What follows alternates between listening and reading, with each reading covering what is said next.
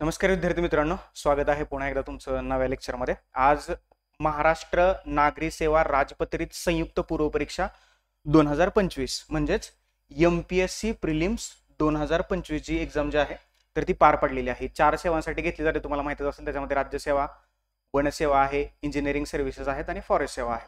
तर ह्या 4 सेवांसाठी ही परीक्षा घेतली जाते. त्याची पूर्व परीक्षा होती आणि त्याच्यामध्ये जे राज्यशास्त्राचे प्रश्न होते, ओके, पॉलिटीचे, तर त्या पॉलिटीच्या प्रश्नांचा रेफरन्स जो आहे तर तो आपल्या पुस्तकातून आलाय. पॉलिटीचे 15 प्रश्न असतात, तुम्हाला माहितीच आहे. त्यापैकी 12 प्रश्नांचा थेट संबंध जो आहे तर या पॉलिटी PYQ पल्सच्या पुस्तकातून आलेला आहे. आणि राहिलेले जे 3 प्रश्न आहेत तर त्याच्यापैकी 2 प्रश्नांचा रेफरन्स जो आहे इनडायरेक्टली या पुस्तकातून आहे आणि राहिलेला जो एक प्रश्न आहे तर त्याचा दुरून रेफरन्स आहे. म्हणजे सगळ्या गोष्टी खऱ्याच सांगण्याचा मी प्रयत्न करतोय आणि हे किती खरं आहे तर हे पुढच्या 10-20 मिनिटात तुम्हाला ते सगळं समजणार आहे. आता मी तर असं म्हणू शकतो, MPSCचं पॉलिटी, ओके, हे खूप ब्रॉड लेवलला स्टेटमेंट करतो, आय नो व्हेरी वेल. MPSCचं polity is equal to polity PYQ plus. येणाऱ्या ज्या कंबाईन गट ब आणि गट क च्या ज्या पूर्व परीक्षा आहेत त्याचं जर का तुम्हाला पॉलिटीचं थोडक्यात रिव्हिजन करायचं असेल तर हे पुस्तक न विसरता वाचा. बऱ्याचशा लोकांना सांगितलं की याचा आधार घ्या, याचा आधार घ्या. काही लोकांनी घेतला आणि 15 पैकी 12 प्रश्न बरोबरच येत आहेत आणि राहिल्या ज्या 3 प्रश्नाचा संबंध आहे तर तो इनडायरेक्टली या पुस्तकातून लागतोय. कसा लागतोय ते मी तुम्हाला आता दाखवून देतो. आजचा पेपर जो होता तर MPSCने असं वाटत होतं की MPSC पॅटर्न चेंज करेल, परंतु MPSCने तसं काही केलेलं नाहीये. पेपर इझी टू मॉडरेट लेवलचा होता. काही प्रश्न इझी होते, परंतु काही प्रश्न मॉडरेट सुद्धा होते किंवा डिफिकल्टी लेवल तिकडे जाणारे होते. पॉलिटीचा बराचसा डाटा जो आहे तर जसा आपल्याला अपेक्षित होता तर तसाच त्यांनी प्रश्नात विचारलेला आहे. अजून एक मी तुम्हाला विनंती करेन की थोडंसं PYQच्या बाहेर जाऊन सुद्धा वाचण्याचा प्रयत्न करा. म्हणजे PYQ म्हणजेच तुम्ही पेपरला जाऊन त्याचे उत्तर लिहिणं प्रश्नाचं, आता असं नाहीये. ओके, आता संविधान वादावरती प्रश्न विचारलाय, कॉन्स्टिट्युशनलिझम. आता हा जो प्रश्न आहे ना याचा डायरेक्टली संबंध NCERT मधून येतोय. म्हणजे PYQच्या बाहेर थोडंसं जाऊन वाचण्याचा तुम्ही प्रयत्न करावा अशी माझी नम्र विनंती आहे. कारण मेन्सला तुम्हाला पेपर लिहायचे आहेत. मेन्सच्या आन्सर रायटिंग बद्दल सुद्धा लवकरच आपण काही बॅच ऑर्गनाईज किंवा अवेलेबल करून देण्याचा प्रयत्न करतो. त्याच्यामध्ये एसे रायटिंग असेल, PSR ऑप्शनल, GS2 ह्या 3 गोष्टींशी संबंधित पर्सनल मेंटरशिप असेल किंवा आन्सर रायटिंगच्या बॅचेस असतील तर ते कसं आपल्याला शेड्यूल करता येईल लवकरच मी तुम्हाला सांगतो. ओके, या पुस्तकावरती हे जे पुस्तक आहे गट ब आणि गट क च्या पूर्व परीक्षेसाठी 21 डिसेंबर आणि 4 जानेवारी न विसरता हे पुस्तक वाचून जावा. म्हणजे तुम्ही कुणाचं तरी पॉलिटीचं चांगलं पुस्तक वाचलेलं आहे, ज्याला आपण पॉलिटीचं बायबल म्हणतो, लक्ष्मीकांत सरांचं पुस्तक तुम्ही वाचलं असेल, बाकीचे तुम्ही कुठलीही पुस्तक वाचले असतील. परंतु जर का तुम्हाला 2-3 तासात संपूर्ण पॉलिटीचं रिव्हिजन करायचं असेल तर याच्याशिवाय ऑप्शन नाही. ओके, म्हणजे हे एवढं छोटं पुस्तक आहे, 250 पानांचं, तुम्ही 3 तासात बाजूला ठेवू शकता एवढं. आणि हे पुस्तक 3 पार्ट मध्ये आपण डिवाइड केले. त्याच्यामध्ये राज्यघटना आणि घटनात्मक प्रक्रिया आहे, पंचायत राज आहे आणि इन्फो चार्ट्स आहेत. ओके, तर त्या इन्फो चार्ट्स मधनं 5 प्रश्न आहेत. कसे मी तुम्हाला आता ते दाखवतो. ओके, चलो आता वन बाय वन आपण काय करणार आहे, विश्लेषण पण पाहणार आहे की जेणेकरून तुमचे पॉलिटीचे जे उत्तर असतील तर ते तुम्हाला इथं समजतील. सगळ्यात महत्वाचं, या प्रिलिम्स मध्ये कोणत्या घटकांवरती किती प्रश्न आले होते ते सर्वप्रथम आपण पाहूया. राज्यघटनेच्या पार्श्वभूमीवरती 1 प्रश्न आहे. त्याच्यानंतर राज्यघटना निर्मिती प्रक्रियेवरती 3 प्रश्न आहेत. संविधानवाद, आता हा मुद्दाम मी वेगळा पॉइंट काढलाय, कॉन्स्टिट्युशनलिझम म्हणतात याला. ओके, त्यांनी विचारलंय मॉडर्न कॉन्स्टिट्युशनलिझमचा उगम कुठे झाला. आता हे कॉन्स्टिट्युशनलिझम जे आहे तर हे तुम्ही कोणत्याच पॉलिटीच्या पुस्तकात वेगळा चॅप्टर म्हणून कधीच अभ्यास केला नसेल. मग मी इथं काय वेगळं घेतलंय, कारण हा मेन्सचा भाग आहे, मेन्सचा, आणि हा बेसिकचा सुद्धा भाग आहे. बेसिक मध्ये तुम्ही हे वाचायलाच पाहिजे होतं NCERT मध्ये. त्याच्यावरती 1 प्रश्न विचारलाय. संघराज्य आणि त्याचे भूप्रदेश म्हणजेच आर्टिकल्स आणि भाग विचारलेत, त्याच्यामध्ये भाग आणि कलम विचारलेले आहेत. त्याच्यावरती 1 प्रश्न आलाय. राष्ट्रपतीवरती 1 आहे, उपराष्ट्रपती 1 आहे, कनिष्ठ न्यायालय म्हणजेच लोक अदालतीवरती 1 प्रश्न विचारलाय. ओके, लोक अदालत, बरोबर, त्याच्यावरती 1 प्रश्न विचारलाय. घटना दुरुस्तीवरती 1 प्रश्न विचारलाय. असंविधानिक संस्था, नॉन कॉन्स्टिट्युशनल बॉडीज ज्या आहेत तर त्याच्यावरती 2 प्रश्न विचारलेत. कलमांवरती 2 प्रश्न विचारलेत आणि 1 कायदा विचारलाय, पॉस्को ऍक्ट, त्याच्यावरती 1 प्रश्न विचारलाय.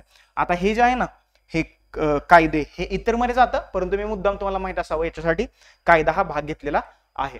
जे घटक सध्या चर्चेत आहेत, बरोबर, तर त्याच्याशी संबंधित जर काही एखादा कायदा असेल तर ते तुम्ही त्याचा अभ्यास करणं अपेक्षित आहे असं आयोगाचं मत आहे, माझं नाही. त्याच्यामुळे ते थोडेसे कायदे चर्चेतले थोडेसे आपण पाहून घ्यायला पाहिजेत. ओके, चलो पुढे जाऊया.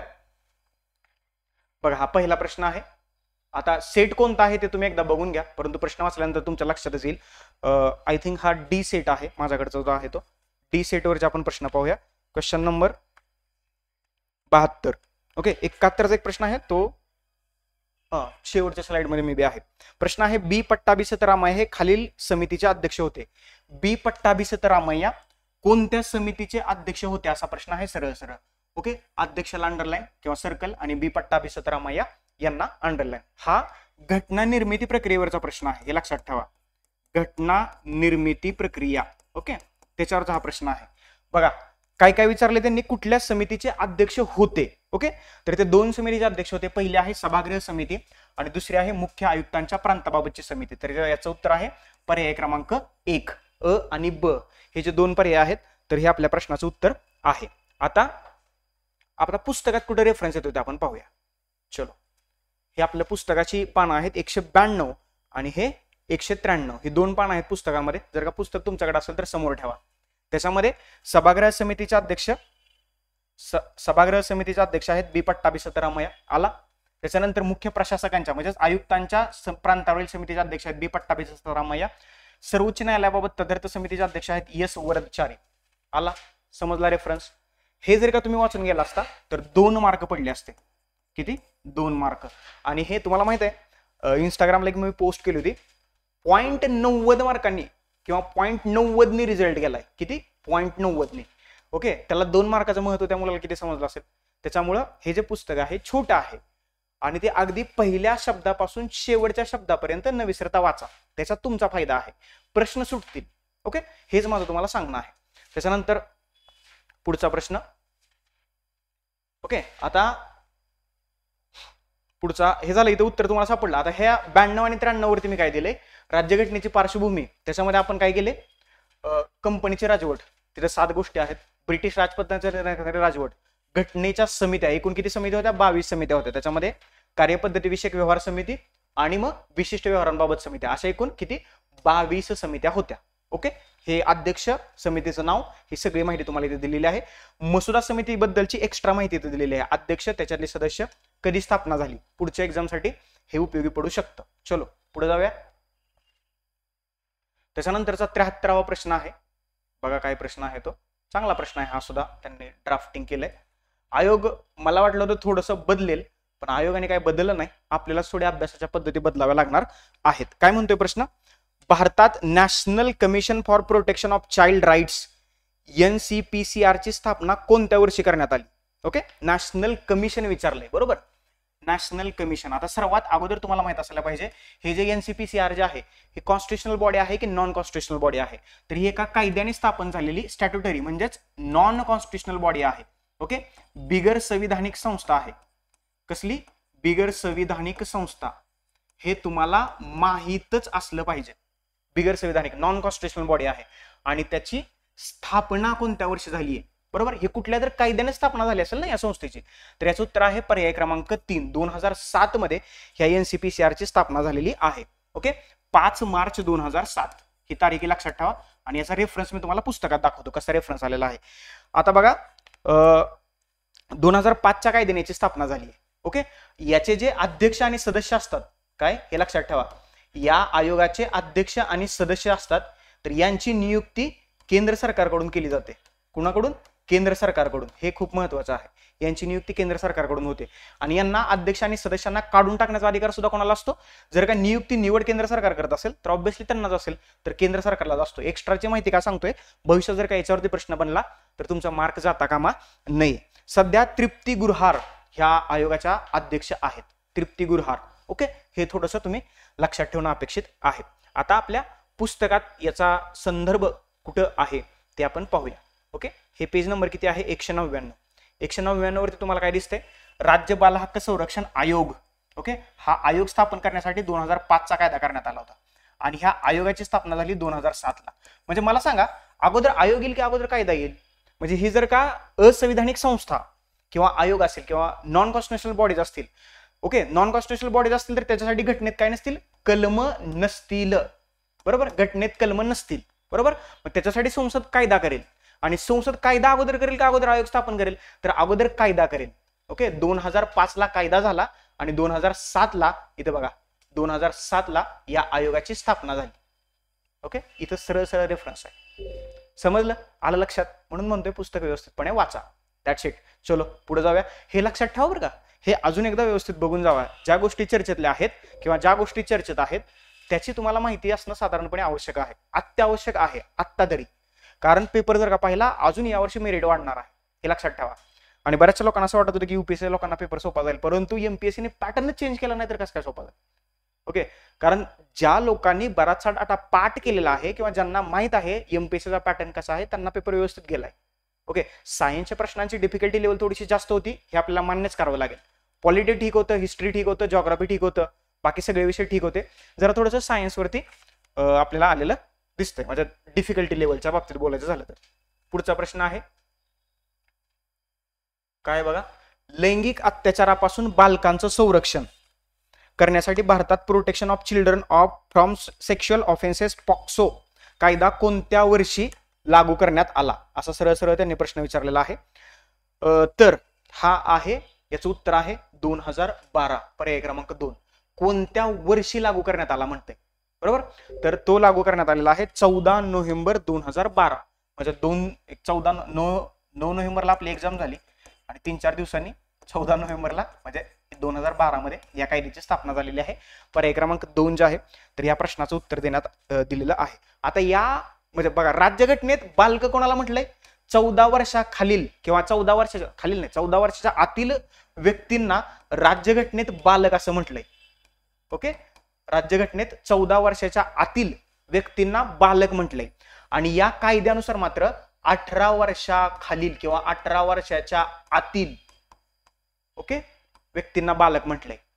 ओके, भारताच्या राज्यघटनेत आणि या कायद्यात बालकांच्या व्याख्येत तुम्हाला फरक असलेला दिसतोय, हे लक्षात ठेवा. आलं लक्षात? सगळ्यात महत्वाचं, जर का या कायद्याबद्दल परत प्रश्न विचारला तर तो असा विचारला जाऊ शकतो, राज्यघटनेत 14 वर्षाच्या आतील व्यक्तींना बालक म्हटलंय, परंतु या कायद्यात मात्र बालकांची व्याख्या म्हणजे 18 वर्षाच्या आतील व्यक्तींना बालक म्हटलंय. ओके, मुलांचं जे लैंगिक शोषण होतंय तर ते लैंगिक शोषण होऊ नये किंवा त्याला प्रतिबंध घातला जावा तर किंवा ते थांबावं, यासाठी हा पोक्सो ऍक्ट करण्यात आलेला आहे. 2019 मध्ये याच्यामध्ये सुधारणा करण्यात आली आणि 2020 मध्ये ह्या पॉक्सो ऍक्टशी रिलेटेड काही गाईडलाईन्स आहेत तर त्या सेंट्रल गव्हर्नमेंटने आपल्याला जारी केल्याच्या दिसतात. ओके, हे एवढं बस झालं याच्याबद्दल. 2012 याची हा कायदा जो आहे तर तो लागू करण्यात आलेला आहे. चलो पुढे जाऊया. आता बघा याचा रेफरन्स इथे तुम्हाला दिले 2005-7. जर का आयोग स्थापन झालाय, कायदा आलाय तर तो लागू नंतरच झाला असेल ना, आणि मुलांसंबंधी आहे तर 2007 नंतरच्या कार्यवाही काहीतरी झाल्या असतील, त्याच्यामुळे पर्याय क्रमांक 2 2012 या प्रश्नाचं उत्तर या ठिकाणी आहे. चलो पुढे जाऊया. हा प्रश्न चर्चेत होता आणि मला वाटत होतं हे वेगळ्या अँगलनी प्रश्न विचारतील, पण आयोगाने वेगळ्या अँगलनी प्रश्न विचारलाय. राष्ट्रीय महिला आयोगाची स्थापना भारतात केव्हा झाली? हे मुद्दाम भारतात वगैरे मुद्दाम दिलंय. ओके, म्हणजे तुम्ही फसावा. राष्ट्रीय महिला आयोग, नॅशनल कमिशन फॉर वुमन्स कधी झाली? आता इथे 1990 पण दिले आणि 1992 पण दिले, हे सोडून द्या. 1993, 1991 हे उत्तरच नसू शकतं. 1990चा कायदा आहे. बऱ्याच जणांना 90 आणि 92 मध्ये कन्फ्युजन झालं असेल. ओके, 1990चा कायदा आहे, लक्षात ठेवा. आणि याची स्थापना कधी झालेली आहे तर 31 जानेवारी 1992 ही तारीख लक्षात ठेवा. 31 जानेवारी 1992 ला या राष्ट्रीय महिला आयोगाची स्थापना झालेली आहे. का प्रश्न विचारला असेल याच्यात? कारण नुकत्याच महाराष्ट्र राज्य महिला आयोगाच्या माजी अध्यक्षा विजया किशोर रहाटकर यांची राष्ट्रीय महिला आयोगाच्या अध्यक्ष म्हणून नियुक्ती झालेली आहे. त्याच्यामुळं हा आयोगच चर्चेत होता, बरोबर? तर या 1990च्या कायद्यानुसार, राष्ट्रीय महिला आयोग कायदा 1990 नुसार 31 जानेवारी 1992 रोजी ह्या राष्ट्रीय महिला आयोगाची स्थापना झालेली आहे भारतात. इथे लावा, चला भारतात. ओके, पर्याय क्रमांक 3 या प्रश्नाचं उत्तर आहे. कायद्याने स्थापन झाले असल्यामुळे एक स्टॅट्युटरी किंवा नॉन कॉन्स्टिट्युशनल बॉडी असल्याचं आपल्याला या ठिकाणी दिसून येते. आता याचा रेफरन्स तुम्हाला पुस्तकात दाखवतो बघा. डायरेक्ट इयर आहे, तारीख सुद्धा तिथे नमूद केलेली आहे. इथे दिसलं का? राष्ट्रीय महिला आयोग 31 जानेवारी 1992. संपला. 2 मार्क तुमच्या खिशात. या 2 मार्कांचं महत्व खूप आहे बरं का. ओके, चलो पुढे जाऊया. पुढचा प्रश्न पाहूया. झालं. हे पेज नंबर 199 वरती पुस्तक काढून बघा. मी सांगतो याचा अर्थ हे काही हे करू नका. पुस्तकात एकदा चेक करा. पुस्तक घ्या, पुस्तकात पहा हे खरंच आहे का, तर दिसतंय तुम्हाला पुस्तकात खरंच आहे की नाही ते. पुढचा प्रश्न. आता हा प्रश्न थोडासा इंटरेस्टिंग आहे. प्रश्न काय म्हणतोय बघा. क्वेश्चन नंबर 76 काय आहे? Question number 76. खालील खालीलपैकी कोणती कार्य 24 जानेवारी 1950 रोजी संविधान सभेने केलेली आहेत? ही तारीख लक्षात राहू द्या. ही तारीख खूप महत्वाची आहे. 24 जानेवारी 1950 याच दिवशी राज्यघटनेवरती स्वाक्षऱ्या झाल्या होत्या, हे लक्षात ठेवा. ओके, कारण काही जणांना कन्फ्युजन आहे 26 जानेवारी की 24 जानेवारी, आणि ते 26 जानेवारीला काय झालं, अंमलबजावणी सुरू झाली. ओके, तर त्यांनी संविधान सभेने काय केलं होतं असं विचारलंय. आता हा भारतीय राज्यघटनेची निर्मिती प्रक्रियेशी संबंधित असणारा प्रश्न आहे, हे तुमच्या लक्षात असायला पाहिजे.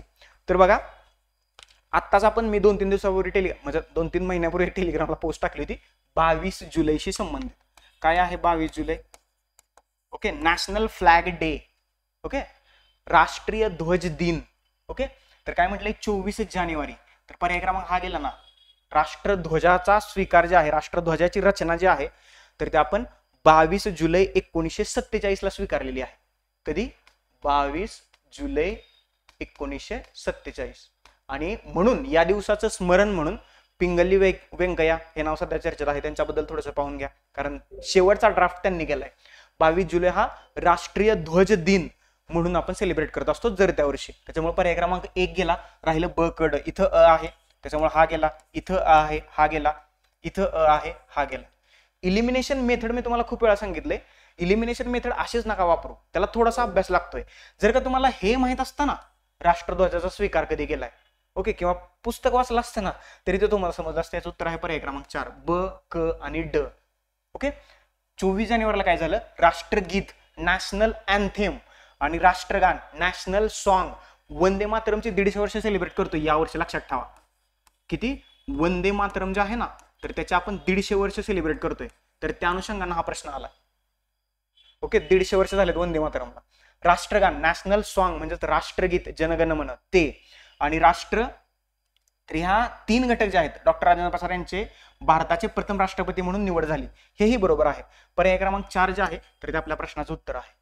ओके, भारताच्या राज्यघटनेची निर्मिती प्रक्रिया खूप चर्चेतला विषय आहे. एमपीएससी प्रिलिम्स घ्या, ओके, गट ब आणि गट क पूर्व आणि मुख्य परीक्षा घ्या किंवा कोणतीही परीक्षा घ्या, याच्याशिवाय पेपर नाही बनत पॉलिटीच्या बाबतीत मी सांगतोय. त्याच्यामुळे हे तुम्हाला माहितच असलं पाहिजे. आता रेफरन्स कुठे आहे बघा, पुस्तकातला रेफरन्स तुम्हाला मी दाखवतो. Just 1 minute. हा पुस्तकातला रेफरन्स. आता हे पेज नंबर किती आहे? पेज नंबर आहे 5. 5व्या पेज नंबरवरती हे तुम्हाला 2 पॉइंट दिसत आहेत. इथं बघा काय म्हणतंय, राज्यघटना तयार करण्याव्यतिरिक्त घटना समितीने मे 1949 मध्ये भारताच्या राष्ट्रकुलाच्या सदस्यत्वास मान्यता दिली. 22 जुलै 1947 रोजी राष्ट्रध्वज स्वीकारला. सापडलं उत्तर. 24 जानेवारी 1950 रोजी राष्ट्रगीताचा स्वीकार केला. आणि 24 जानेवारी 1950 रोजीच राजेंद्र प्रसाद यांची भारताचे पहिले राष्ट्रपती म्हणून निवड झाली. हे स्क्रीनवरती दिसते ना तुम्हाला चांगलं? दिसतंय, काय प्रॉब्लेम नाही. ओके, दिसतंय. चलो, आणि नंतर काय झालं, राष्ट्रध्वजाची रचना 22 जुलै 1900 हा दिवस राष्ट्रीय ध्वज दिन म्हणून सेलिब्रेट केला जातो. जर का राष्ट्रध्वजाशी संबंधित जर का परत प्रश्न आला तर ती पिंगाली व्यंकय्या यांच्याबद्दल थोडंसं वाचून घ्या. व्यंकय्या यांच्याबद्दल थोडंसं वाचून घ्या. आणि राष्ट्रीय ध्वज दिन 22 जुलै 1947 या वर्षीची त्याची संकल्पना किंवा थीम काय होती हे सुद्धा तुम्हाला माहित असलं पाहिजे. प्रश्न जर का प्रेडिक्शन असेल तर ते असं असेल. ओके, चलो पुढे जाऊया. पुढचा प्रश्न कॅबिनेट मिशन बद्दल हा प्रश्न आहे. थोडासा हिस्ट्री ओरिएंटेड, थोडासा पॉलिटी ओरिएंटेड, दोन्ही मिक्स स्वरूपाचा हा प्रश्न आहे. खालीलपैकी योग्य विधाने, योग्य आणि विधाने याला लगेच सर्कल करून घ्यायचं. पेपरमध्ये सुद्धा तुम्ही केलं तर काय हे नाहीये, फक्त काहीतरी तिथं साईन करू नका, याला दिसलं त्याला असं काय करू नका, नाहीतर तो गुन्हा आहे. योग्य विधान ओळखायचे आहेत. काय म्हणते बघा, कॅबिनेट मिशन योजनेनुसार नोव्हेंबर 1946 मध्ये संविधान सभा निर्माण करण्यात आली होती. नो डाऊट अबाउट दॅट, हे बरोबरच आहे. कॅबिनेट मिशनने 2 संविधान सभेच्या विचारांना नकार दिला. म्हणजे भारत आणि पाकिस्तानसाठी 2 संविधान सभा व्हाव्यात याला त्यांनी नकार दिला, कारण त्यांना हेडॅक नको होतं. त्यांनी म्हटलं की ठीक आहे, भारत आणि पाकिस्तान एकच आहे, यांच्यासाठी एकच संविधान सभा असेल आणि मग तुम्हाला संविधान निर्माण करायचं आहे. बरोबर, नकार दिला. आणि क काय आहे, मुस्लिम लीगने क्रिप्स प्रस्ताव स्वीकारला होता. ओके, क्रिप्स प्रस्ताव स्वीकारला होता का मुस्लिम लीगनं? काय संबंध आहे? क्रिप्स प्रस्ताव जो होता तर तो मुस्लिम लीगनं आणि इंडियन नॅशनल काँग्रेस म्हणजे काँग्रेसने सुद्धा तो नाकारला होता, लक्षात ठेवा. तर अ ब बरोबर आहेत. पर्याय क्रमांक 1 जे आहे तर या प्रश्नाचं उत्तर आहे. That's it. आता कॅबिनेट मिशन बद्दल पुस्तकात माहिती दिली का? ऑब्व्हियसली दिली आहे. तुम्हाला वाटत असेल दिली नाही, दिली आहे. बघा, कॅबिनेट मिशन बद्दल या 3 पानांवरती तुम्हाला इन्फॉर्मेशन पाहायला मिळते. काय काय आहे इथे बघा. कॅबिनेट मिशनने केलेल्या शिफारशीच्या आधारे भारताच्या संविधान सभेची स्थापना करण्यात आली. Page number 4. पेज नंबर 5 वरती 1946च्या कॅबिनेट मिशन योजनेत भारताची संविधान सभा गठीत करण्यात आली आणि कॅबिनेट मिशन आली होती 1945ला 46ला. त्याच्यानुसार आपण संविधान सभा आणि निवडणुका झाल्या. मग संविधान सभेचं गठन झालं, मग संविधान निर्माण झालं लक्षात, आणि मग त्याच्यातून संविधान वाद निर्माण झाला. आता संविधान वाद म्हणजे काय शेवटच्या प्रश्नात तुम्हाला सांगतो. पहिला रेफरन्स पाहिला, दिसलं, चलो आगे बढो. पुढचा प्रश्न, आधुनिक संविधानवाद या संकल्पनेची सुरुवात कोणत्या देशात झाली? हा प्रश्न थोडासा इंटरेस्टिंग आहे. संविधानवाद याच्याबद्दल जर का तुम्हाला वाचायचं असेल तर आता 11वीच्या 2 NCERT आहेत, इंडियन कॉन्स्टिट्यूशन ॲट वर्क आणि पॉलिटिकल थिअरी. तर त्याच्यामध्ये तुम्हाला संविधानवाद, त्याला इंग्लिशमध्ये कॉन्स्टिट्युशनलिझम असं म्हटलं जातं. संविधानवाद म्हणजे काय, जर का ढोबळमानानं सांगायचं झालं तर संविधानात जे लिहिलंय, बरोबर. आता संविधान म्हणजे काय, एक जिवंत दस्तऐवज आहे किंवा एखाद्या देशाची व्यवस्था कशी चालावी किंवा कशी असावी याच्याबद्दलची माहिती एकत्रित केलेली असते. त्याला जिवंत दस्तऐवज म्हणतात किंवा एक दस्तऐवज म्हणतात त्या देशाच्या दृष्टीने, बरोबर. तर त्याची माहिती एकत्रित केलेली म्हणजे संविधान आहे. ओके, आता त्या संविधानात जे लिहिलंय, ओके, आता भारताच्या संविधानात काय लिहिलंय, संसदेचे 2 सभागृह असतील, ओके, राज्यात विधानसभा आणि विधान परिषद असेल, हे आपले मूलभूत हक्क आहेत, हे आपली कर्तव्य आहेत, हे DPSP आहेत, असं लिहिलंय. आणि त्याच्यानुसार न्यायव्यवस्था कशी असावी, कायदा निर्मिती प्रक्रिया कशी असावी, हे सगळे संविधानात लिहिलंय. त्याच्याप्रमाणे राज्यकारभार चालतोय का, तर चालतोय. तर त्याला आपण काय म्हणतो, संविधानवाद. ही ढोबळमानाने व्याख्या सांगतोय. PSR ऑप्शनल मध्ये आपण व्यवस्थितपणे पाहूया. ओके, तर त्यांनी प्रश्न काय विचारलाय, मॉडर्न कॉन्स्टिट्युशनलिझम वॉज स्टार्टेड कुठल्या देशात सुरू झालं. ओके, आता इथे 2 देश आहेत की ज्याच्यामध्ये संविधानवाद आपल्याला पाहायला मिळतो. सुरुवातीचा पहिला देश आहे 1215ला इंग्लंडमध्ये एक मॅग्ना कार्टा आला होता. ओके, मॅग्ना कार्टा कधी, 1215. हे तुम्हाला माहितच असेल, पुस्तकात तुम्ही वाचलंय. कुठं आला होता, इंग्लंडमध्ये. तर इथं संविधानवादाची सुरुवात झाली होती. ओके, 1215ला इंग्लंड मधल्या मॅग्ना कार्टाच्या माध्यमातून संविधानवादाची सुरुवात झाली होती. ओके, म्हणजेच काय झालं होतं, संविधानात जे जे दिलंय किंवा जे जे आहे त्याच्याप्रमाणे राज्यकारभार चालतोय. तर अशी सुरुवात ह्या मॅग्ना कार्टाच्या माध्यमातून झालेली होती. आपलं फंडामेंटल राईट्सचं उगमस्थान आपण त्याला म्हणू शकतो. परंतु त्यांचा प्रश्न काय आहे, आधुनिक किंवा मॉडर्न.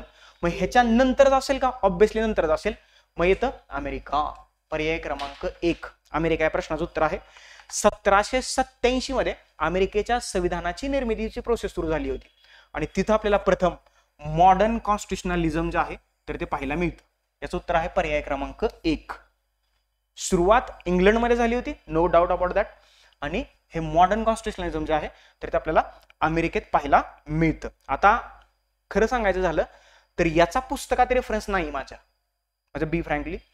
ओके, याचा पुस्तकात कुठेच रेफरन्स नाही. परंतु तुम्हाला पुस्तकाच्या चॅप्टरच्या वरती जो QR कोड दिलाय तर तो जर का तुम्ही स्कॅन केला घटना निर्मितीच्या प्रक्रियेच्या बाबतीत तर तिथं मात्र मी संविधानवादाबद्दल बोललोय. ओके, परंतु पुस्तकात याचा डायरेक्ट रेफरन्स नाहीये. म्हणजे ज्या गोष्टी आहेत त्या आहेत आणि ज्या गोष्टी नाहीत त्या नाहीयेत, म्हणजे ते मान्य केलं पाहिजे. म्हणजे फसवाफसवीचे धंदे करून काय उपयोग नाही, बरोबर. ज्या गोष्टी प्रकर्षाने पुस्तकात मांडलेल्या आहेत, तुम्हाला त्या पानावरती दिसत आहेत, त्या पेजेसवरती दिसत आहेत, त्या गोष्टी आहेत. आणि ज्या गोष्टी नाहीयेत तर ते मान्य करायला पाहिजे, त्या गोष्टी नाहीयेत. परंतु जर का QR कोड स्कॅन केला तर त्याच्या एक्सप्लेनेशन लेक्चर्समध्ये मी या संविधानवादाबद्दल बोललोय आणि खूप चांगल्या पद्धतीने बोललोय. म्हणजे याच्या ढोबळमानाने व्याख्या काय आहेत, बरोबर, ते तुम्हाला मी आता सांगितलं. वेगवेगळ्या विचारवंतांच्या मते संविधानवाद म्हणजे काय त्याच्याबद्दल मी बोललोय. संविधानवाद मॉडर्न एरामध्ये कसा काम करतो त्याच्याबद्दल मी बोललोय, अगदी इन डिटेल इन डेप्थ मध्ये बोललोय. आणि जर का अजून तुम्हाला जाणून घ्यायचं असेल तर युट्यूब चॅनलवरती ह्या इयत्ता 11वीच्या ज्या पॉलिटीच्या 2 NCERT आहेत तर ती जर का लेक्चर तुम्ही पाहिली नसतील तर नवेसरता पहा. संविधानाबद्दलच्या बऱ्याचशा कन्सेप्ट तुमच्या क्लिअर होऊन जातील. संविधानवाद जो आहे तर तो मेन्सच्या दृष्टीने महत्वाचा आहे, हे लक्षात ठेवा. परंतु मेन्समध्ये आपल्याला तो अभ्यासायचा आहे. परंतु बेसिकचा सुद्धा भाग आहे, कारण NCERT मध्ये ते दिले. इंडियन कॉन्स्टिट्युशन ॲट वर्क असेल, पॉलिटिकल थिअरीमध्ये असेल. त्याच्यामुळं हे काय आउट ऑफ द सिलेबस किंवा आउट ऑफ द बॉक्स एखादा दुसरा पूर्ण पेपरमध्ये प्रश्न एखादा दुसरा असतो. तर तसं आपण म्हणू शकतो की पॉलिटीच्या दृष्टीनं हा चौकटीच्या बाहेर गेलेला प्रश्न आहे. परंतु याचं उत्तर आपल्याला सापडतंय. तर बऱ्याच जणांनी टुक्के सुद्धा मारले असतील. एक संपला विषय. चलो पुढे जाऊया. पुढचा प्रश्न काय म्हणतोय बघा प्रश्न, खालीलपैकी योग्य विधानं ओळखायचे आहेत. लगेच योग्यला सर्कल करून घ्यायचं, हे खूप महत्वाचं असतं. कारण जर का तुम्ही योग्य, अयोग्य, चूक, बरोबर, अयोग्य असलेली, अयोग्य नसलेली, योग्य असलेली किंवा योग्य नसलेली जर का हेच नीट वाचलं नाही तर पेपर मधला 1चा सर्कल 2ला जाऊ शकतो, 2चा सर्कल 3ला जाऊ शकतो, काही होऊ शकतं पेपरमध्ये. So take care. प्रश्न व्यवस्थित वाचल्याशिवाय उत्तरापर्यंत पोहोचायचं नाही किंवा कन्क्लुजन काढायचं नाही. कुठलीही एक्झाम असू द्या, कुठलीही, म्हणजे एमपीएससी प्रिलिम्स असू द्या, गट ब गट क असू द्या, कोणतीही एक्झाम असू द्या, जोपर्यंत तुम्हाला प्रश्न समजत नाहीये तोपर्यंत कन्क्लुजन काढायचंच नाही. आयुष्यात सुद्धा तसंच आहे. म्हणजे आयुष्य जगताना ज्या ज्या आपल्याला प्रश्न पडतात ना त्याचे उत्तर शोधण्याचा प्रयत्न करा आणि फायनल कन्क्लुजन निघाल्याशिवाय कुठल्याही गोष्टीवरती रिॲक्ट नका हो. म्हणजे इथं तुमचे मार्क्स तर जातील. आयुष्यात जर का कन्क्लुजन चुकलं तर बऱ्याचशा गोष्टी घडतात किंवा घडून येतात. त्याच्यामुळे थोडंसं प्रिकॉशन घेणं गरजेचं आहे. काय प्रश्न? राष्ट्रपतींवरती असणारा प्रश्न आहे. खालीलपैकी योग्य विधाने ओळखा. जी व्यक्ती राष्ट्रपती म्हणून पद धारण करीत असेल अथवा जिने असे पद धारण केलेले आहे ती व्यक्ती संविधानाच्या अन्य तरतुदींना आधी राहून त्या पदासाठी होणाऱ्या फेरनिवडणुकीस पात्र असते. फेरनिवडणुकीस भारताचे राष्ट्रपती पात्र असतात का? किती वेळा ते राष्ट्रपती होऊ शकतात, तसं त्यांच्यावरती कोणतंही बंधन नाही. अमेरिकेत आहे का? तर अमेरिकेत आहे. अमेरिकेचा राष्ट्राध्यक्ष आहे किंवा राष्ट्र प्रेसिडेंट जो आहे तर तो 2च वेळा अमेरिकेचा राष्ट्राध्यक्ष होऊ शकतो. आदरणीय डोनाल्ड ट्रम्प याच्यामध्ये सुधारणा करू शकतात का? शक्यता आहे. आणि अमेरिकेत ही जी अट आहे ना तर ती 22व्या घटनादुरुस्तीने घालण्यात आलेली आहे. कितव्या? 22व्या कॉन्स्टिट्युशनल अमेंडमेंटनी ही अशी तरतूद जी आहे ती करण्यात आलेली आहे. अमेरिकेच्या आणि भारताच्या बाबतीत राष्ट्रपती आणि राष्ट्राध्यक्षांच्या बाबतीत अजून एक महत्वाचा फरक आहे. भारतात तो फक्त भारताचा नागरिक असावा, तो जन्मना असला तरी चालतो किंवा तो स्वीकृतीने असला तरी चालतो. अमेरिकेत मात्र जर का तुम्हाला राष्ट्राध्यक्ष व्हायचं असेल तर तुम्ही जन्मानेच अमेरिकेचे नागरिक असावे लागतात, तरच तुम्हाला अमेरिकेचे राष्ट्राध्यक्ष होता येतं. भारतात नाही. भारतात तुम्ही जन्मना असू द्या किंवा स्वीकृतीद्वारे असू द्या तुम्हाला राष्ट्रपती होता येतं. पहिलं विधान या ठिकाणी बरोबर आहे. दुसरं विधान बघा. कोणतीही व्यक्ती राज्यसभेचा सदस्य म्हणून निवडून येण्यास अर्हता प्राप्त असल्याखेरीज राष्ट्रपती पदाच्या निवडणुकीस पात्र असणार नाही. ओके, इथं हाच शब्द फक्त लक्षात ठेवा. राज्यसभा की लोकसभा? मला एवढंच सांगा फक्त, राज्यसभा की लोकसभा? राष्ट्रपती, राष्ट्रपतीच्या बाबतीत राज्यसभा असतं की लोकसभा असतं? बाकी तुम्हालाच प्रश्नाचं उत्तर आहे. तर इथं लोकसभा असायला पाहिजे होतं, तर मात्र हे विधान बरोबर असलं असतं. तर इथं काय आहे? राज्यसभा. हे चुकलं. पर्याय क्रमांक 1 या ठिकाणी आपल्या प्रश्नाचं उत्तर आहे. That's it. म्हणजे हा खूप साधा प्रश्न होता. याच्यासाठी ना कुठल्या पुस्तकाचा रेफरन्स पाहिजे ना काहीच पाहिजे. त्यांनी सरळ विचारले फेरनिवडणुकीस पात्र असतो का? असतो, त्याच्याबद्दल काही डाऊटच नाहीये.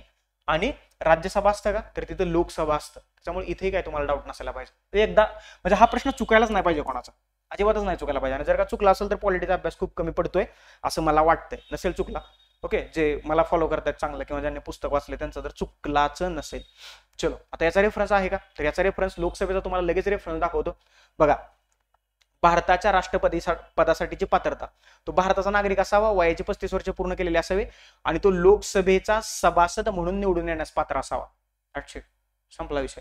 राज्यसभेची पात्रता जी आहे तर ती उपराष्ट्रपतीसाठी आहे आणि लोकसभेसाठी जी पात्रता आहे तर ती भारताच्या राष्ट्रपती पदासाठी जी आहे. मध्ये मी तुम्हाला QR कोड बद्दल सांगितलं ना, तो हा QR कोड आहे. जर का तुम्ही तुमच्या मोबाईलवरून स्कॅन केला तर राष्ट्रपती बद्दलचं एक लेक्चर तुम्हाला फ्री ऑफ कॉस्ट युट्यूबला पाहायला मिळेल. एवढी चांगली तुम्हाला सुविधा करून दिली आहे. म्हणजे अगदी 160 रुपयाच्या पुस्तकात अख्खं पॉलिटी कव्हर केलंय आणि तुम्हाला युट्यूबवरती फ्री ऑफ कॉस्ट लेक्चर पण पाहायला मिळतात. म्हणजे कमी पैशात जास्तीत जास्त डाटा जो आहे तर तुमच्यापर्यंत मी प्रोव्हाइड करण्याचा प्रयत्न केल्याचं समजतंय. ओके, चलो पुढचा प्रश्न पाहूया. क्वेश्चन नंबर 80 काय म्हणतोय बघूया. अँग्लो इंडियनच्या संबंधित हा प्रश्न खूप इंटरेस्टिंग आहे बरं का. म्हणजे तुम्हाला काय करायचंय, याच्यातली अयोग्य विधानं ओळखायचं. बरोबर. आता जर का तुम्हाला आर्टिकल 235 काय माहित असेल तर संपला विषय, तुम्ही उत्तरापर्यंत पोहोचताय. तुम्हाला लॉजिक लावायचं ना, खालची 2 विधानं तुम्हाला माहित नसली तरी चालतात. बघा काय करायचं, अयोग्य विधान. फक्त वरीलपैकी सर्व तर अयोग्य नसू शकतं, थोडंसं लॉजिक लावलं तर. म्हणजे हे आर्टिकल 135 किंवा अँग्लो इंडियन संबंधीचे तरतुदी आहेत. कारण तुम्हाला माहित आहे की लोकसभेतलं अँग्लो इंडियनचं आरक्षण आहे तर ते रद्द केलेलं आहे. त्याच्या संबंधित घटना दुरुस्ती कोणती? कमेंट बॉक्समध्ये कमेंट करा. ओके, हा तुमच्यासाठी आजचा होमवर्क आहे. तर त्यांनी काय विचारले, एकच minute. Question number 80. Anglo Indian समुदायासाठी तरतुदीबाबत खालीलपैकी अयोग्य विधान किंवा विधाने ओळखायचे आहेत आणि 3 विधान दिलेत. अनुच्छेद 335 हे राज्यांच्या विधानसभांमध्ये अँग्लो इंडियन समाजाचे प्रतिनिधित्वाशी निगडीत आहे. आहे का? नाही. तुम्हाला मी पुढे दाखवतो. चलो, म्हणजे पहिलं हे विधान आहे तर ते चुकीचं आहे. दुसरं बघा. अँग्लो इंडियन समाजाच्या लाभाकरता 31 मार्च 1948 रोजी संपन्न होणाऱ्या वित्तीय वर्षात शिक्षणाबाबत दिली गेली होती अशी काही अनुदाने असतील तर तीच अनुदाने संविधानाच्या प्रारंभानंतर पहिल्या 3 वित्तीय वर्षात संघराज्य व प्रत्येक राज्य यांच्याकडून दिली जातील. अजून एक तुम्हाला इथे लॉजिक सांगतो. खूपच मोठं विधान असेल ना, बरोबर धरून पकडायचं. काय होत नाही, एकतर चुकलं नाही तर बरोबर येईल. तर हे विधान बरोबर आहे या ठिकाणी. त्याच्यानंतर दर 3 वर्षांच्या अनुवर्ती कालावधीत लगतपूर्व 3 वर्षाच्या कालावधीतील अनुदानापेक्षा ती 10% कमी असू शकतील. ओके, बरोबर. तर ब आणि क बरोबर आहे. इथं आपल्याला अयोग्य विधान निवडायचं आहे. जर का तुम्ही योग्य वाचलं तर तुमचं उत्तर येईल पर्याय क्रमांक 2. जर का तुम्ही प्रश्न नीट वाचला तर तुमचं उत्तर येईल पर्याय क्रमांक 1. मी जे तुम्हाला म्हटलो ना, योग्य अयोग्य चूक बरोबर योग्य आहेत योग्य नाहीयेत, तर ते याच्यासाठी खूप कामाला येतं. म्हणजे झालंय, माझ्याकडून पण बऱ्याच वेळेला झालंय. म्हणजे मला समजतंय की ब आणि क बरोबर आहेत, तर इथं ब आणि क ऑप्शन आहे, त्याच्यामुळे तुम्ही पर्याय क्रमांक 2चा सर्कल लगेच गोल करून जाता. आणि बाहेर आल्यानंतर, घरी आल्यानंतर ज्यावेळेस तुम्ही पेपरचं अनालिसिस करता किंवा माझ्यासारख्यांचे लेक्चर्स पाहता, त्यावेळेस तुम्हाला लक्षात येतं, अरे चुकलोय आपण. आलं लक्षात? इथं चुकीला माफी नाहीये. एक्झाम मध्ये सर्कल केल्यानंतर कोणत्याही चुकीला तुम्हाला माफी नाही, हे लक्षात ठेवा. त्याच्यामुळे सर्कल करताना, ओके, आयुष्याच्या गोलचं सर्कल करताना सुद्धा व्यवस्थित असावं, विचारपूर्वक असावं. आणि एक्झाम मधल्या उत्तराचं सर्कल करताना सुद्धा विचारपूर्वक करावं. ओके, याचं उत्तर आहे पर्याय क्रमांक 2. सॉरी, याचं उत्तर आहे पर्याय क्रमांक 1.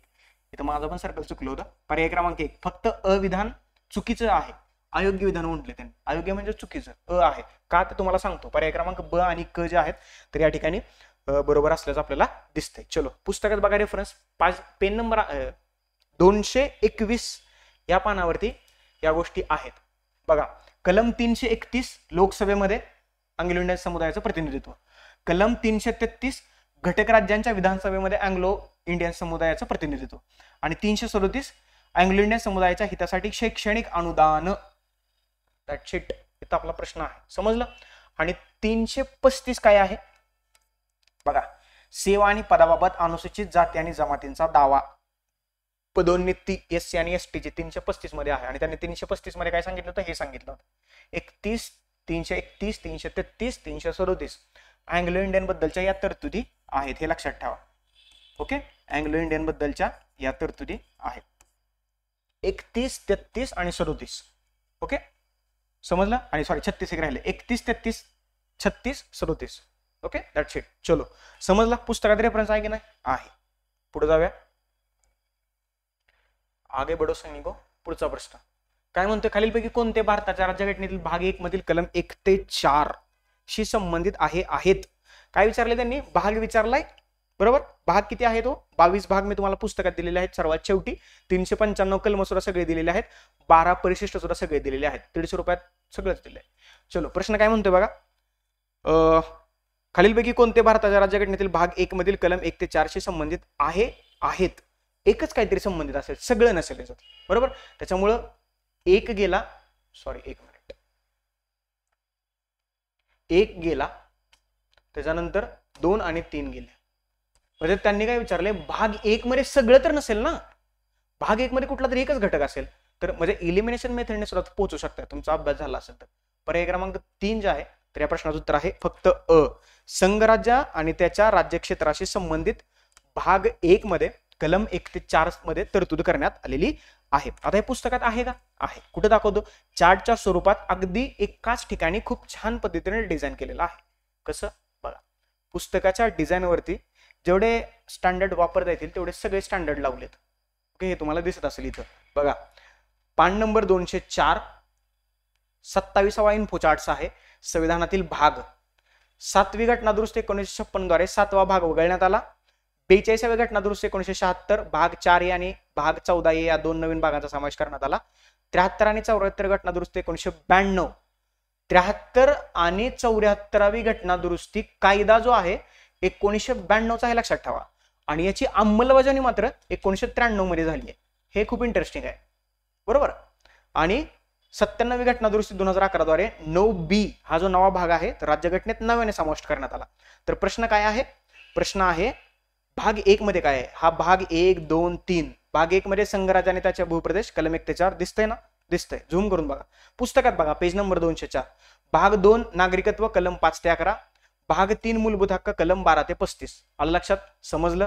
3 भाग एकाच पानावरती आहेत. पेज नंबर 204 पुस्तकामध्ये तुम्ही चेक करून पाहायचं आहे. That's it. म्हणजे हा सूर्य, हा जयद्रथ, हा पेपर, हे पुस्तक आणि त्याचे उत्तर. इंटरेस्टिंग आहे बरं का सगळं. पॉलिटीचा अभ्यास जर का तुम्ही व्यवस्थितपणे केला तर पॉलिटीमध्ये मार्क नाही जात आणि जाऊही देऊ नका. पॉलिटीमध्ये आणि करंट अफेअर्समध्ये मार्क गेली, कोणती एक्झाम असू द्या, हे कुऱ्हाड स्वतःच्या पायावरती मारून घेणं इज इक्वल टू ते तसं आहे पॉलिटीमध्ये मार्क्स आणून. त्याच्यामुळे थोडंसं प्रिकॉशन घ्यायला पाहिजे तुम्ही. चलो पुढचा प्रश्न. आता हे 371 स्पेशल स्टेटसशी संबंधित असणारा प्रश्न आहे. प्रश्न बघा वाचा. भारताच्या राज्यघटनेतील अनुच्छेद 371. अनुच्छेद म्हणजे कलम म्हणजेच आर्टिकल. ओके. आणि जर का वेगळ्या पद्धतीने त्यांना विचारायचं झालं तर याला ते सेक्शन सुद्धा म्हणू शकतात. बघा बऱ्याचशा ठिकाणी त्यांनी आता अवजड राज्यशास्त्राची परिभाषावाले शब्द वापरायला सुरुवात केलेली आहे. तर त्या अनुषंगाने अनुच्छेद म्हणजेच कलम म्हणजेच आर्टिकल म्हणजेच सेक्शन असं सुद्धा म्हटलं जाऊ शकतं. सेक्शन जे आहेत तर एखाद्या कायद्यात म्हटलं जातं. संविधानात म्हणतात का तसं सेक्शन? आतापर्यंत नाही विचारलं पण ते विचारू शकतात. काय सांगतात ना आयोग आहे शेवटी तो. 371 आणि त्याच्या उप अनुच्छेदानुसार म्हणजे उपकलमानुसार विशेष दर्जा नसलेली विचारलंय. ओके. जर का तुम्ही तर असलेल्या वाचलं असतं तर कुठलं तरी तुम्ही लगेच नागालँड आणि आसाम करून मोकळे झाला असता. पण त्यांनी काय विचारले? दर्जा नसलेली राज्य. आता किती राज्यांना विशेष दर्जा देण्यात आलाय हे तुम्हाला सर्वात अगोदर माहित पाहिजे. त्याच्यात महाराष्ट्र आहे का? आहे. ओके. पुढे दाखवतो तुम्हाला तो. तर याचं उत्तर काय आहे? पर्याय क्रमांक 4 त्रिपुरा आणि झारखंड या 2 राज्यांना स्पेशल स्टेटस देण्यात आलेला नाहीये. झारखंडची सध्या मागणी चालू आहे की आम्हाला स्पेशल स्टेटस पाहिजे म्हणून. देऊ शकतं कारण सत्ता मिळवण्यासाठी लोक आज काहीही करतायत. सत्ता खूप महत्वाची आहे तर देतील झारखंडला स्पेशल स्टेटस. बरोबर होऊ शकतं. बघू पुढे जर का त्याच्यावरती बनलं तर आपण त्याच्यावरती एक चांगलं लेक्चर घेऊया स्पेशल स्टेटसवरती. चलो याचं उत्तर पर्याय क्रमांक 4. बघा इथे रेफरन्स तुम्हाला दिसतोय special status. Okay. Page number 223. बरोबर पुस्तकाचं पान नंबर 223. 171A 71 मध्ये महाराष्ट्र आणि गुजरात आहे. 171A मध्ये नागालँड आहे. 71B 100 नाहीये 371 भारताच्या राज्यघटनेतलं पान नंबर 371 महाराष्ट्र आणि गुजरात 371 मध्ये आहे. 371A मध्ये नागालँड आहे. 371B मध्ये आसाम आहे. 371C मध्ये मणिपूर आहे. 371F मध्ये सिक्कीम आहे आणि 371G मध्ये मिझोराम आहे. आली लक्षात? ही सगळी राज्य तुम्हाला प्रश्नात विचारले. म्हणजे जर का एवढे आर्टिकल्स वाचून गेला असता तर तुम्हाला मार्क पडले असते. आणि माझं एक महत्वाचं आहे, मी बऱ्याच लोकांना सांगितले आर्टिकल पाठ करत बसू नका. जर का तुम्ही 395 आर्टिकल पाठ केले संपला तुमचा पॉलिटिक्स गेला. कधी कधी जी चर्चेतली आर्टिकल आहेत तेवढीच वाचून जावा पेपरच्या अगोदर. ओके. म्हणजे मला तर नाही वाटत की मी तर MA पॉलिटिकल सायन्स केले अजूनपर्यंत माझे आर्टिकल पाठ नाहीयेत आणि मी कोणाला सांगत पण नाही आर्टिकल पाठ करा म्हणून. तो भागच नाही आपल्या चौकटीचा. म्हणजे जे चर्चेत आर्टिकल आहेत प्रश्न त्याच्यावरतीच येत आहेत. ओके. नॉर्थ ईस्ट वरती एक प्रश्न असतो का? असतो. नॉर्थ ईस्ट वरचीच राज्य बरीचशी आहेत. त्याच्यामुळे थोडस जे चर्चेत आहे म्हणजे नॉर्थ ईस्टचा प्रश्न बनल्याशिवाय ओके आयोगाचा पेपर कंप्लीट होत नाहीये. याशिवाय महिला बालक ओके याच्याशिवाय सुद्धा आयोगाचा पेपर कंप्लीट होत नाही. महिला आणि बालकावरचा प्रश्न आहे का? आहे. नॉर्थ ईस्ट वरती प्रश्न आहे का? आहे. ओके. ही थोडीशी चौकट आहे आणि चर्चेत असेल तर थोडंसं डीप मध्ये जाऊन करायला काय हरकत आहे. बरोबर समजलं? ह्या प्रश्नाचं उत्तर आहे. पुढचा प्रश्न क्वेश्चन नंबर हा किती आहे? 83वा क्वेश्चन नंबर हा आहे. एकच मिनिट. Question number 83. खालीलपैकी कोणत्या घटना दुरुस्ती कायद्याने महानगर नियोजन समितीच्या स्थापनेची तरतूद केली आहे? आता घटना दुरुस्ती विचारले आणि याच्यात त्यांनी एक शब्द वापरलाय महानगर. ओके. महानगर नियोजन समिती 42 असेल का? 1976 ची घटना दुरुस्ती आहे त्याला मिनी कॉन्स्टिट्यूशन म्हटलं जातं. 44 असेल का? 1978 आहे त्याला नाहीये. 73 असेल का? कारण इथं महानगर म्हटलंय ना म्हणजे शहरी किंवा नागरी प्रशासनाशी संबंधित तरतुदी त्याच्यामध्ये करण्यात आलेल्या आहेत. त्याच्यामुळे 73 गेलं. याचं उत्तर आहे 74वी घटना दुरुस्ती कायदा 1992 नुसार महानगर नियोजन समितीची स्थापना करण्यात आलेली आहे. आणि भारताच्या राज्यघटनेमध्ये याच्याबद्दल एक डेडिकेटेड आर्टिकल आहे 243 ZE. हे लक्षात ठेवा 243 ZE नावाचे एक आर्टिकल आहे आणि त्या आर्टिकल नुसार ह्या कशाची स्थापना केली जाते? Metropolitan planning committee. हे लक्षात ठेवा. हे खूप महत्वाचं आहे. आणि ही 74वी घटना दुरुस्ती पर्याय क्रमांक 3 जे आहे तर या प्रश्नाचं या ठिकाणी उत्तर असल्याचं आपल्याला दिसतंय. पर्याय क्रमांक 4 74वी घटना दुरुस्ती 1992 आणि याची अंमलबजावणी जी आहे 74वी घटना दुरुस्ती तर ती 1 जून 1993 रोजी झाल्याचं आपल्याला दिसतंय. आणि 74वी घटना दुरुस्तीची अंमलबजावणी 24 एप्रिल 1993 आणि हा 24 एप्रिल 1993 हा जो दिवस आहे तर तो राष्ट्रीय पंचायत दिन म्हणून सेलिब्रेट केला जातो. हे लक्षात ठेवा. संभाव्य प्रिडिक्टेबल टॉपिक हा आहे. याच्यावरती प्रश्न बनू शकतो. आता याचा रेफरन्स तुम्हाला पुस्तकात दाखवतो. आता 3 पानांवरती याचा रेफरन्स आहे. सॉरी 2 पानांवरती आहे, 3 नाही, 3 पानावरती दुसरा प्रश्न आहे. 167 आणि 217 एक आर्टिकल इथंच दिले बघा. 243 ZE आणि वरती काय म्हटले, नगरपालिका म्हणजेच काय 74वी घटना दुरुस्ती, संपला विषय. महानगर नियोजन समिती 243 ZE आणि इथं काय म्हटले 1999च्या कायद्यान्वये हे महानगर नियोजन समितीची महाराष्ट्रात स्थापना करण्यात आली होती. एक्स्ट्राचा जास्तीचा रेफरन्स तुम्हाला इथं पाहायला मिळतोय. That's it. आता ह्या महानगर नियोजन समित्या ज्या आहेत तर त्या शहरी भागांसाठी स्थापन केल्या जातात आणि सध्या हा 74व्या घटना दुरुस्तीला अनुसरून प्रश्न आहे. मी तुम्हाला सुरुवातीला सांगितलं होतं 74व्या घटना दुरुस्तीचा इन डिटेल इन डेप्थ अभ्यास करायचा नाही. ओके, आता हा का प्रश्न विचारला असेल हो, गेले 1.5-2 वर्ष ह्या महाराष्ट्रातल्या नागरी स्थानिक स्वराज्य संस्थांच्या निवडणुका आरक्षणामुळे मागे राहिल्यात आणि सर्वोच्च न्यायालयाने सांगितले की कसल्याही परिस्थितीत निवडणुका घ्या आणि आम्हाला दाखवा. आणि त्याच्यामुळे 74व्या घटना दुरुस्तीशी संबंधित ज्या संस्था आहेत तर त्या चर्चेत आहेत आणि त्या अनुषंगाने हा प्रश्न बनलाय. विचारलाय का इन डिटेल इन डेप्थ मध्ये 74व्या घटना दुरुस्तीवर प्रश्न आहे का? हा नाहीये, हा वरवरचा प्रश्न आहे. म्हणजे तुम्ही ही आर्टिकल जरी केली असती 74व्या घटना दुरुस्ती संबंधित तरी तुम्हाला या प्रश्नाचं उत्तर आलं असतं.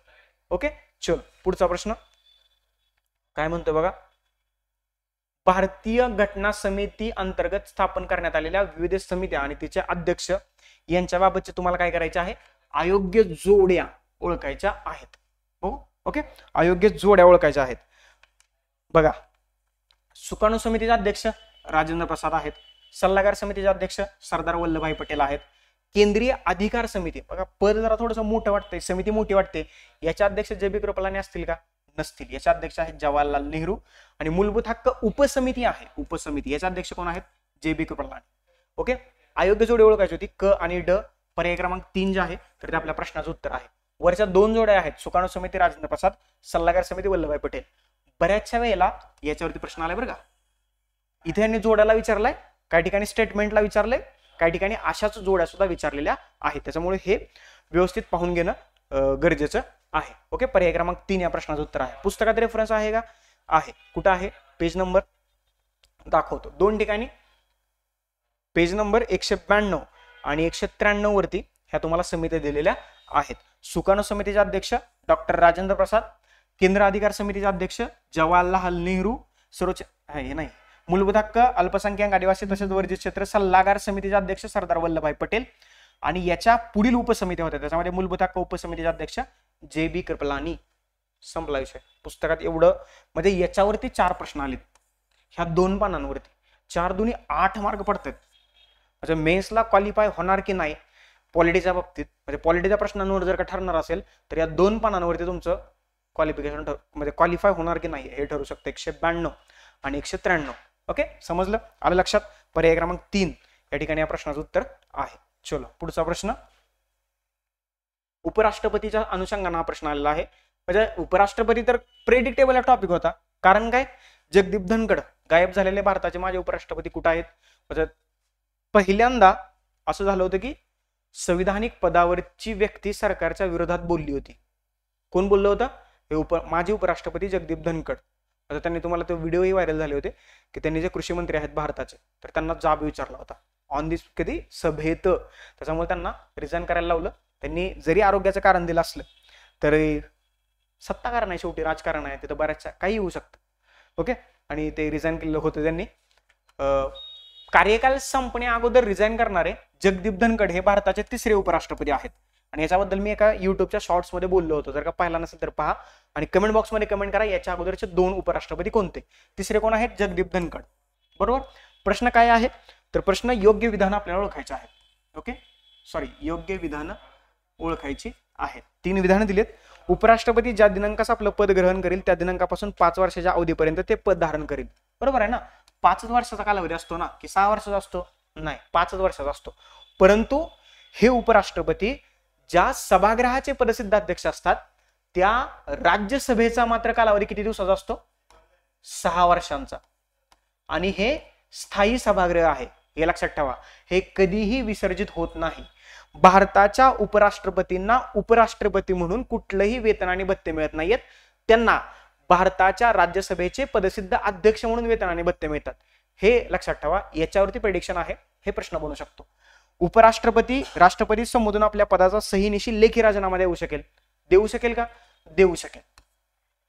लोकसभेच्या त्यावेळेच्या सर्व सदस्यांच्या बहुमताने, बघा याची उपराष्ट्रपतीची निवड असं म्हटलं जातं की लोकसभेकडून केली जाते. बरोबर आहे का? तर बरोबर आहे. परंतु हा राज्यसभेचा पदसिद्ध अध्यक्ष म्हणून काम करतो, हे तुम्ही लक्षात ठेवलं पाहिजे. त्याच्यामुळे ह्याला दूर करायचं असेल ना तर इथं लोकसभेचं काय काम नसतं, इथं काम असतं राज्यसभेचं. इथं काम असतं राज्यसभेचं. त्याच्यामुळे क चुकला, अ आणि ब बरोबर आहे. पर्याय क्रमांक 4 जे आहे तर या ठिकाणी आपल्या प्रश्नाचं उत्तर आहे. ओके, याचा इनडायरेक्टली रेफरन्स आपल्या पुस्तकात आहे, दाखवतो कुठं आहे. तर पेज नंबर किती काढायचंय बघा. इथे मी तुम्हाला म्हटलं ना, हे जर का तुम्हाला एक लाईन माहित असली असती ना की प्रत्यक्षात उपराष्ट्रपती लोकसभेचाच नामनिर्देश असतो, त्या दृष्टीने राज्यसभेला आपला प्रत्यक्ष अध्यक्ष निवडण्याचा अधिकार नाकारला गेलेला आहे. परंतु त्याला दूर करण्यासाठी मात्र ही सगळी प्रोसेस राज्यसभेतच केली जाते जर का काढायचं असेल तर. परंतु काय काढणं चुकीचं आहे. राजीनामा देतात किंवा मग प्रकृतीचं कारण सांगतात, आरोग्य खराब झालं असं काहीतरी म्हणतात आणि ते गायब होतात. उदाहरणार्थ जगदीप धनखडजी. चलो पुढे जाऊया. पुढचा प्रश्न आणि हा शेवटचा प्रश्न आहे. आता हा जो प्रश्न आहे म्हणजे मी तुम्हाला जे म्हटलो ना की ज्या 3 प्रश्न आहेत या प्रश्नाचा संबंध पुस्तकात नाहीये. म्हणजे बी फ्रँकली प्रामाणिकपणे सांगतो, हा पुस्तकात तुम्हाला बघायला मिळणार नाही. परंतु QR कोड स्कॅन केल्यानंतर न्याय व्यवस्थेच्या टॉपिक मध्ये मी लोक अदालतीबद्दल बोललोय. बरोबर. तर त्यांनी काय विचारले, स्वातंत्र्यानंतरचा पहिला लोक अदालत कॅम्प 1982 साली खालीलपैकी कोणत्या राज्यात राबवण्यात आलेला होता? हा मला वाटतं 71वा प्रश्न आहे. बरोबर. पेपर मधला हा 71वा प्रश्न आहे आणि हा डी कोड डी आहे, सेट डी आहे. बरोबर. तर याचं उत्तर आहे पर्याय क्रमांक 2 गुजरात. गुजरात सध्या चर्चेत आहे. तर गुजरातमध्ये 1982 मध्ये हा पहिला लोक अदालतीचा कॅम्प जो आहे तर तो राबवण्यात आलेला होता. आणि कॅम्प म्हणले आणि पहिली लोक अदालत मात्र दिल्लीत झाली होती, हे लक्षात ठेवा. म्हणजे प्रिडिक्शन जर का बनलं तर ते याच्यावरती बनू शकतं. ओके. कॅम्प कुठे झाला तो स्वातंत्र्यानंतर पहिला? गुजरातमध्ये. कधी? 1982 मध्ये. पर्याय क्रमांक 2 या प्रश्नाचं उत्तर आहे. लिगल सर्व्हिस ऑथॉरिटी ऍक्ट 1987 नुसार या लोक अदालतीला स्टॅट्युटरी स्टेटस देण्यात आलेला आहे, म्हणजे नॉन कॉन्स्टिट्युशनल असं स्टेटस देण्यात आलेला आहे. आणि तुम्हाला माहित असेल लोक अदालतीबद्दल तुम्ही वाचलं असेल, लोक अदालतीने दिलेला निर्णय जो असतो तर ते दोन्ही अपीलकर्त्यांवरती बंधनकारक असतो. तिथे तुम्हाला परत पुढे अपील करता येत नाही. ही लोक अदालत का स्थापन करण्यात आली असेल? सर्वोच्च न्यायालय किंवा उच्च न्यायालयातल्या ज्या न्यायाधिकरण जे आहेत किंवा जे खटले आहेत त्याचा भार कमी करण्यासाठी लोक अदालत स्थापन करण्यात आलेली आहे. कारण ते म्हणतात ना, शहाण्याने दवाखान्याची आणि कोर्टाची पायरी सोडू नये. तर मे बी ग्रामीण लेवलला असतील किंवा जे छोटे मोठे वादविवाद आहेत किंवा जे काही गोष्टी आहेत ज्या सामोपचारानं आणि एकदम खालच्या पातळीवरती म्हणजे कोणत्या? म्हणजे उच्च न्यायालयाच्या किंवा कनिष्ठ न्यायालयाच्या खालच्या पातळीवरती सोडल्या जाव्यात म्हणून ही लोक अदालतीची स्थापना करण्यात आलेली आहे. म्हणजे सर्वोच्च न्यायालयाची लोक अदालत असते, उच्च न्यायालयाची असते, मग राज्याची असते, मग जिल्ह्याची असते, मग तालुक्याची असते. ह्या सगळ्या लोक अदालती भरतात आणि तिथं जे खटले खूप वर्षानुवर्ष चालत आलेले आहेत तर त्याचा निपटारा जो आहे तर तिथं केला जातो आणि लोकांना सुलभ, स्वस्त आणि घरपोच न्याय उपलब्ध करून देण्याचा प्रयत्न जो आहे तर तो केला जातो लोक अदालतीच्या बाबतीत. आणि कॅम्प कुठं लागला होता? गुजरातमध्ये लागला होता. हे थोडंसं तुम्ही लक्षात ठेवण्याचा प्रयत्न करायचा आहे. तर अशा रीतीनं MPSC प्रिलिम्स म्हणजेच महाराष्ट्र नागरी सेवा राजपत्रित संयुक्त पूर्व परीक्षा 2025 जी 9 नोव्हेंबरला संपन्न झालेली आहे, त्याच्यामध्ये जे पॉलिटीचे 15 प्रश्न आले होते तर 15 पैकी 12 प्रश्नांचा थेट संदर्भ किंवा समावेश जो आहे तर या पुस्तकात तुम्हाला पाहायला मिळतोय. आणि राहिलेल्या ज्या 3 प्रश्नांचा संदर्भ जो आहे तर तो इनडायरेक्टली याच पुस्तकात आपल्याला पाहायला मिळतोय. जर 15 प्रश्न या पुस्तकातून सुटतायत का? तर 14 प्रश्न डायरेक्ट सुटतायत आणि 1 प्रश्न इनडायरेक्ट सुटतोय जर का तुम्ही तो QR कोड स्कॅन केला तर. म्हणजे हे तुमच्या थोडंसं लक्षात असायला पाहिजे की पुस्तक दिले याचा अर्थ त्याच्यात काहीतरी वेगळे पण असेल. मी जे म्हणतो ना महाराष्ट्राचं पहिलं डिजिटली इनेबल्ड पुस्तक का म्हणतो तर त्याच्यात QR कोड दिलेत. म्हणजे प्रत्येक चॅप्टरचा एक QR कोड दिलाय आणि त्या चॅप्टरचं एक लेक्चर तुम्हाला फ्री ऑफ कॉस्ट युट्यूबवरती पाहायला मिळतंय. म्हणजे 160-165 रुपयांच्या पुस्तकांमध्ये तुम्हाला पूर्ण क्वालिटी शिकून मिळते. बरोबर. आणि युट्यूबचे फ्री लेक्चर सुद्धा मिळतात.